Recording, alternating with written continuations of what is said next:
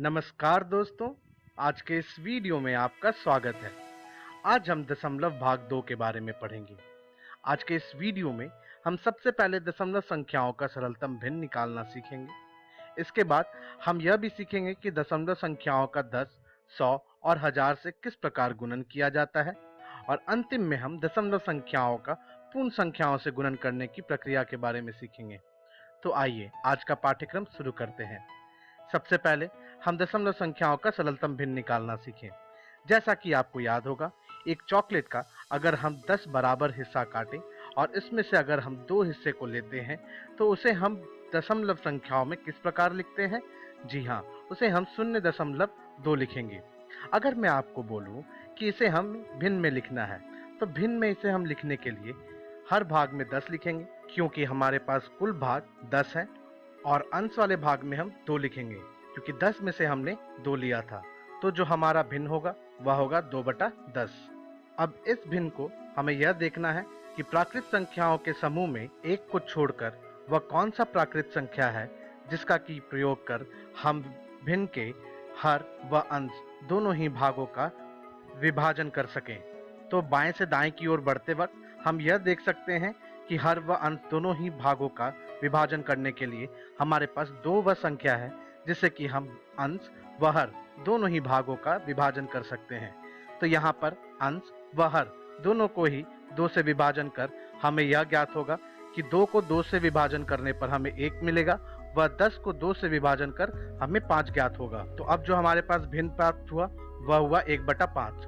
अब प्राकृत संख्याओं के समूह में फिर से देखेंगे कि बाएं से दाएं की ओर बढ़ते वक्त वह कौन सा संख्या है जिससे कि हम नए भिन्न के हर व अंश दोनों ही भागों का विभाजन कर सकें। तो हम देखेंगे कि 1 को छोड़ कोई भी ऐसा प्राकृत संख्या नहीं है जिससे कि हम नए भिन्न यानी कि 1/5 का दोनों ही भाग हर व अंश दोनों को ही हम विभाजन कर सकें।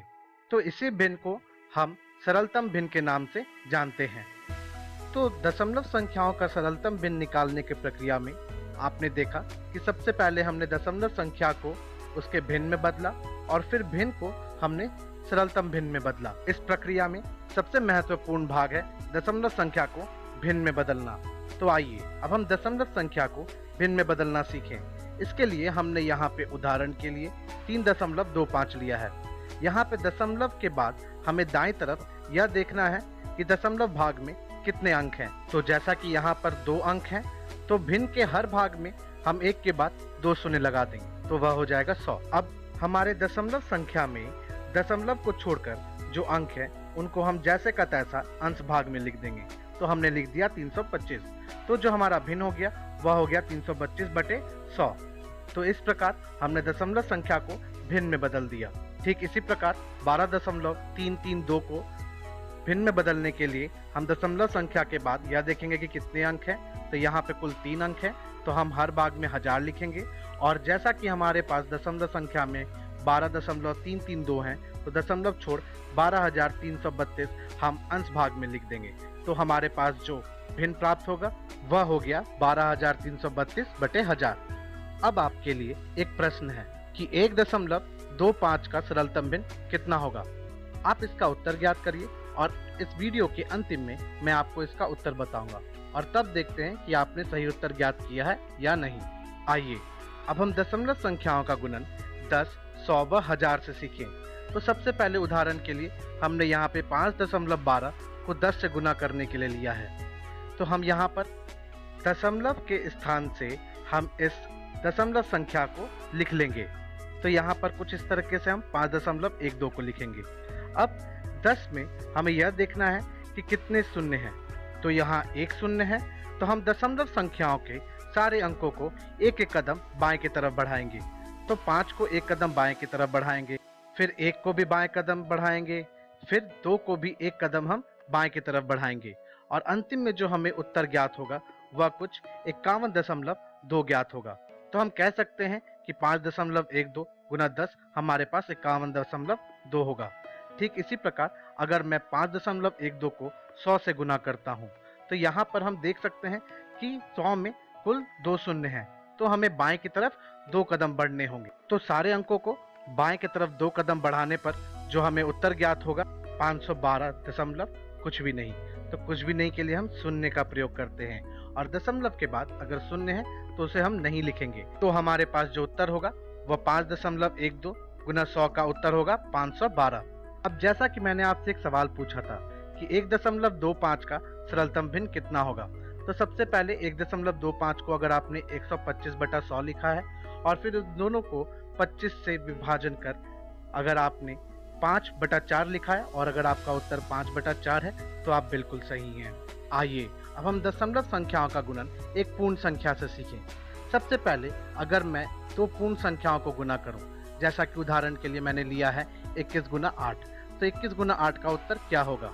इसके लिए हम 8 को पहले 1 से गुना करेंगे तो उत्तर आएगा 8, फिर 8 को 2 से गुना करने पर 16, तो उत्तर हो गया 168। अब इसी प्रकार अगर मैं आपसे पूछूं कि 2.1 गुना 8 का उत्तर कितना होगा, तो इसके लिए हम 21 गुने 8 के उत्तर का प्रयोग करेंगे। तो हम सबसे पहले मालूम है कि 21 गुना 8 का उत्तर 168 होगा, तो हम यहाँ भी उत्तर में 168 लिख लेंगे। अब इसके बाद हमें यह देखना है कि दशमलव के बाद कितने अंक हैं। तो यहाँ हम देख सकते हैं कि दशमलव भाग में कुल 1 अंक है, तो उत्तर में दाएं से बाएं की तरफ बढ़ते वक्त हम 1 अंक के बाद यहाँ पर हम दोनों अंकों के बीच दशमलव लगा देंगे। तो इस प्रकार हम कह सकते हैं कि 2.1 गुना 8 का उत्तर हुआ 16.8। ठीक इसी प्रकार 9 गुना 1.72 का उत्तर भी हम 9 गुना 172 का उत्तर से कर सकते हैं। तो जैसा कि हमें मालूम है कि दशमलव के बाद 2 अंक हैं, तो हम दशमलव भाग के 2 अंकों के लिए हम उत्तर में दाएं से बाएं की तरफ 2 अंकों के बाद दशमलव लगा देंगे। तो 9 गुना 172 का उत्तर होता है 1548। तो 9 गुना 1.72 का उत्तर होगा 15.48। तो यही हमारा उत्तर होगा। अब आपके लिए एक सवाल है कि 2.5 गुना 8 का उत्तर कितना होगा। आप इसका उत्तर ज्ञात करिए और इसका उत्तर मैं आपको अगली वीडियो में दूंगा। तो आज के इस वीडियो में हमने सबसे पहले दशमलव संख्याओं का सरलतम भिन्न निकालना सीखा, और इसमें यह भी सीखा कि सबसे महत्वपूर्ण दशमलव संख्याओं को भिन्न में बदलना है। इसके बाद हमने यह भी सीखा कि दशमलव संख्याओं का गुणन 10, 100 और 1000 से किस प्रकार किया जाता है, और इनसे गुणन के समय हम अंकों को बाएं की तरफ बढ़ाते हैं। और अंतिम में हमने यह भी सीखा कि दशमलव संख्याओं का पूर्ण संख्याओं से गुणन किस प्रकार किया जाता है। अब अपनी अगली वीडियो में हम सबसे पहले दशमलव संख्याओं का दशमलव संख्याओं से गुणन सीखेंगे, और अंतिम में हम दशमलव संख्याओं के भाग के बारे में भी सीखेंगे। तो हम अपनी अगली वीडियो में मिलते हैं।